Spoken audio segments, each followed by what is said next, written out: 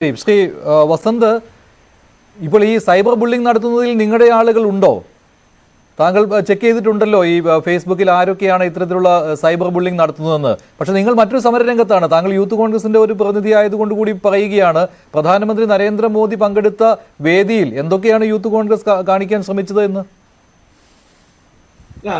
ഒന്ന്, ശോഭന വേദിയിൽ പങ്കെടുത്തതിൽ ഇപ്പോൾ സൈബർ ബുള്ളിംഗ് നടക്കുന്നുണ്ടെങ്കിൽ അത് ആരാണെങ്കിലും, ഇവൻ അത് കോൺഗ്രസ് ആണെങ്കിലും CPM ആണെങ്കിലും ആം ആദ്മി പാർട്ടി ആണെങ്കിലും, ഇനി അഥവാ ഒരു ഇരവാദം സൃഷ്ടിച്ച് ശോഭനയ്ക്ക് അനുകൂലമായി അത് BJP അനുകൂലമാക്കി മാറ്റാൻ വേണ്ടി BJP തന്നെ centred, BJP sponsored cyber bullying ആണ് നടക്കുന്നതെങ്കിലും, ആണെന്നല്ല ഞാൻ പറഞ്ഞത്, ആണെങ്കിലും അത് എതിർക്കപ്പെടേണ്ടതാണ്. കാര്യം ഈ രാജ്യത്ത് എന്തഭിപ്രായമാണെങ്കിലും അവരവരുടെ അഭിപ്രായം പറയാനുള്ള സ്വാതന്ത്ര്യം എല്ലാവർക്കും ഉണ്ട്, അത് ശോഭനയ്ക്കുമുണ്ട്. അത് അവർ പറഞ്ഞു എന്നതിൽ തെറ്റൊന്നുമില്ല. പക്ഷേ അവർ അവിടെ പോയതിനോട് നമുക്ക് വിമർശിക്കാൻ സാധിക്കാതെ ഇരിക്കുമ്പോൾ തന്നെ അവർ അവിടെ പറഞ്ഞ രാഷ്ട്രീയത്തോട് പൂർണ്ണമായി വിയോജിപ്പുണ്ട്. അത് രേഖപ്പെടുത്തിയേ മതിയാവുകയും ചെയ്യും. എനിക്ക് തോന്നുന്നു നരേന്ദ്രമോദിയേക്കാൾ നന്നായി ഇന്നലെ അവിടെ BJPയുടെ ഒരു ക്യാപ്സ്യൂൾ പ്രസംഗിച്ചത്, BJPയുടെ രാഷ്ട്രീയ പൊളിറ്റിക്കൽ ക്യാപ്സ്യൂൾ ഇന്നലെ അവിടെ ഡെലിവർ ചെയ്തത് ശോഭനയാണ്. എന്തുകൊണ്ടാണ് എന്ന് ചോദിച്ചാൽ, ഇന്നലെ ശോഭന പറയുകയാണ്, ഒരുപക്ഷെ വനിതാ സംവരണ ബില്ലല്ലായിരുന്നു ഇന്നലെ ശോഭന അവിടെ സംസാരിക്കുന്നതെങ്കിൽ ഇന്ന് ഞാനും മഞ്ജുഷും നീലകണ്ഠൻ സാറും ഒക്കെ ചോദിക്കുമായിരുന്നു, എന്തിനാണ് ശോഭന മോദിയെ പോലെ ഒരാളുടെ വേദിയിൽ പോയിരിക്കുന്നത്? എന്തിനാണ് BJPയുടെ RSSന്റെ സംഘിന്റെ വേദിയിൽ ശോഭനയെ പോലെ ഒരാൾ വേദി പങ്കിടുന്നത് എന്ന് ചോദിച്ചതിനുള്ള ഉത്തരമാണ് ശോഭന ഇന്നലെ അവിടെ പറഞ്ഞു. ഇതാ നോക്കൂ, വനിതാ സംവരണ ബില്ല് അത് കൊണ്ടുവന്നത് മോദി സർക്കാരാണ്. അതുകൊണ്ട് ഞാൻ ആ മോദി സർക്കാരിനൊപ്പം ചേർന്ന് നിൽക്കാൻ താല്പര്യപ്പെടുകയാണ്.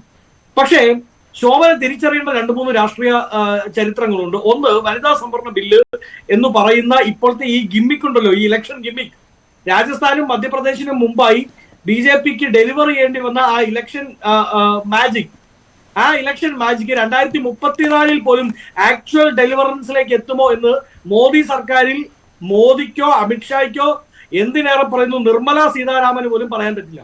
2024 എന്നല്ല ഞാൻ പറഞ്ഞത്, 2034 10 വർഷം കഴിഞ്ഞാൽ പോലും ആ ബില്ല് നടപ്പിലാക്കപ്പെടുമോ എന്ന് BJPക്കോ BJPയുടെ കേന്ദ്രങ്ങൾക്കോ പറയാൻ പറ്റുന്നില്ല. ഒന്ന്. രണ്ട്, ഈ വിരോധമുണ്ടല്ലോ, അത് അവിടെ പങ്കെടുത്ത ആളുകൾക്കില്ല, പങ്കെടുത്ത സ്ത്രീകൾക്കില്ല.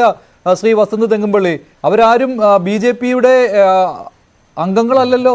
ഇതുവരെ അവർക്ക് BJPയിലുള്ള താല്പര്യം അതവർ പ്രകടമാക്കിയിട്ടുമില്ലല്ലോ. ശോഭന മാത്രമല്ല, മറ്റുള്ളവരുടെ കാര്യവും ഞാൻ പറയുകയാണ്. അല്ലല്ല, അവിടെ വേദിയിൽ പങ്കെടുത്തവരുടെ കാര്യം അങ്ങ് പറഞ്ഞത് ശരിയാണ്. പക്ഷെ അവിടെ തടിച്ചുകൂടിയ ആരവം, പുരുഷാരവം എന്ന് പറയുന്നത് എന്റെ നാട് കോട്ടയത്താണ്, കോട്ടയം കാഞ്ഞിരപ്പള്ളി, കോട്ടയത്തിന്റെ ഇങ്ങേയറ്റമാണ്. ഇവിടുന്ന് 3 ബസ് പോയിട്ടുണ്ടായിരുന്നു. BJPയുടെ തൃശ്ശൂരിലെ ഈ പരിപാടിയിൽ പങ്കെടുക്കാൻ കാഞ്ഞിരപ്പള്ളിയിൽ നിന്ന് പോയത് 3 ബസ്സാണ്. അപ്പൊ സ്വാഭാവികമായും അവിടെ ആളെ കൂട്ടിയത് വിവിധ ജില്ലകളിൽ നിന്നാണ്. ഇനി വേദിയിൽ പങ്കെടുത്തവർ, അതിലിപ്പോ PT ഉഷ അല്ലെങ്കിൽ മറ്റ് നേതാക്കൾ, ഇപ്പൊ ഇവിടെ നിന്ന് തന്നെയുള്ള ഒരു വനിതാ നേതാവ് ഉണ്ടായിരുന്നു.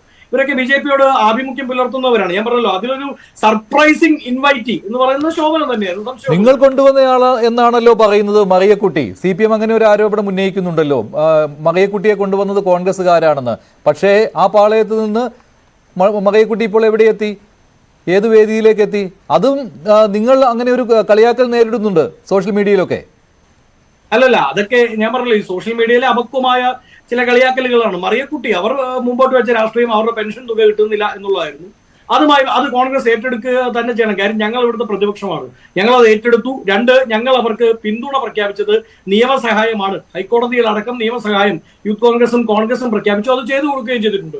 ഇനിയും അത് തുടരുക തന്നെ ചെയ്യും. നാളെ അവർക്ക് ഹൈക്കോടതിയിലെ വിധിയിൽ സംതൃപ്തിയില്ല, സുപ്രീം കോടതിയെ സമീപിക്കണം എന്നവർ ആഗ്രഹിക്കുകയാണെങ്കിൽ യൂത്ത് കോൺഗ്രസിന്റെ ഔദ്യോഗിക സംസ്ഥാന വക്താവ് എന്ന നിലയിൽ ഞാൻ വ്യക്തമായി പറഞ്ഞേക്കാം, അവർക്ക് യൂത്ത് കോൺഗ്രസിന്റെ നിയമസഹായം ഉണ്ടാവും, അതിൽ സംശയമൊന്നും വേണ്ട. അവർ BJP വേദിയിൽ പോയി എന്ന് പറഞ്ഞ് അവർ മുമ്പോട്ട് വെച്ച രാഷ്ട്രീയം, ഞാനതാണ് പറഞ്ഞത്, ശോഭന BJP വേദിയിൽ പോയതല്ല നമ്മൾ ഡിഫെൻഡ് ചെയ്യുന്നത്, ഞങ്ങൾ ഡിഫെൻഡ് ചെയ്യുന്നത് അവരവിടെ പറഞ്ഞ രാഷ്ട്രീയം, അതാണ് ചർച്ച ചെയ്യുന്നത്. സ്വാഭാവികമായും മറിയക്കുട്ടി BJP വേദിയിൽ പോയി എന്നത് ഞങ്ങളെ സംബന്ധിച്ച് മാറ്ററല്ല. പക്ഷെ അവർ മുമ്പോട്ട് വെച്ച ചില രാഷ്ട്രീയം, ആ രാഷ്ട്രീയം സാധാരണക്കാരന്റെ പെൻഷൻ കിട്ടാത്തവന്റെ, കറണ്ട് ബില്ല് കൂടിയതിന്റെ പേരിൽ ബുദ്ധിമുട്ടുന്നവന്റെ, വാട്ടർ ബില്ല് കൂടിയതിന്റെ പേരിൽ ബുദ്ധിമുട്ടുന്നതിന്റെ രാഷ്ട്രീയമാണ്. അതിൽ അവർ സ്റ്റിക്ക് ഓൺ ചെയ്യുന്നെങ്കിൽ വരും ദിവസങ്ങളിൽ, വരും കാലങ്ങളിൽ അവരെ സപ്പോർട്ട് ചെയ്യാൻ നമ്മൾ തയ്യാറാണ്.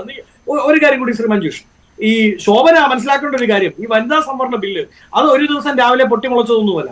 അതിന്റെ ഉപജ്ഞാതാവ് എന്ന് തന്നെ നമുക്ക് വിളിക്കാൻ പറ്റുന്നത് രാജീവ് ഗാന്ധിയാണ്. മാർഗരറ്റ് ആൽവ കമ്മീഷൻ വരുന്നതും അതുമായി ബന്ധപ്പെട്ട് ഏറ്റവും ഒടുക്കം 33% ഈ ലോക്കൽ ബോഡീസിൽ 73 74 അമെന്റ്മെന്റുകളിലൂടെ ഇതൊക്കെ കൊണ്ടുവന്നതുമൊക്കെ കോൺഗ്രസ് തന്നെയാണ്. പക്ഷെ ആ ക്യാമ്പയിനൊന്നും ഏശിയിട്ടില്ലെന്ന് വേണം കരുതാൻ ശ്രീ വസന്ത് തെങ്ങമ്പള്ളി. അതുകൊണ്ടാണല്ലോ ഇപ്പോൾ നിങ്ങൾ പലതവണ പറയുന്നു ഈ മോദിയെ അകറ്റി നിർത്തണം, BJP വേദികളിൽ പോകരുത് എന്നൊക്കെ പറയുമ്പോഴും പോകുന്ന ആളുകളുടെ എണ്ണം കൂടി വരികയാണ്. അത് BJP പ്രവർത്തകരുടെയും അംഗങ്ങളുടെയും കാര്യമാണെങ്കിൽ ഓക്കെ, അതങ്ങനെയല്ല. സമൂഹത്തിന്റെ വിവിധ മേഖലകളിൽ ഉള്ളവർ പോകുന്നു എന്നത് വളരെ പ്രധാനപ്പെട്ട ഒരു കാര്യമാണ്. അത് പാർട്ടി പരിപാടിയാണെങ്കിൽ പോലും, സർക്കാർ പരിപാടിയായിരുന്നെങ്കിൽ കുഴപ്പമില്ലായിരുന്നു, നിങ്ങൾക്ക് ഡിഫെൻഡ് ചെയ്യാമായിരുന്നു. പാർട്ടി പരിപാടിയിൽ അങ്ങനെയല്ല കേട്ടോ ഇപ്പോൾ സംഭവിച്ചുകൊണ്ടിരിക്കുന്നത്. ഞാൻ താങ്കളിലേക്ക് വരാം. ശ്രീ യുവരാജ് ഗോകുൽ, താങ്കളുടെ മറുപടി ഇതിൽ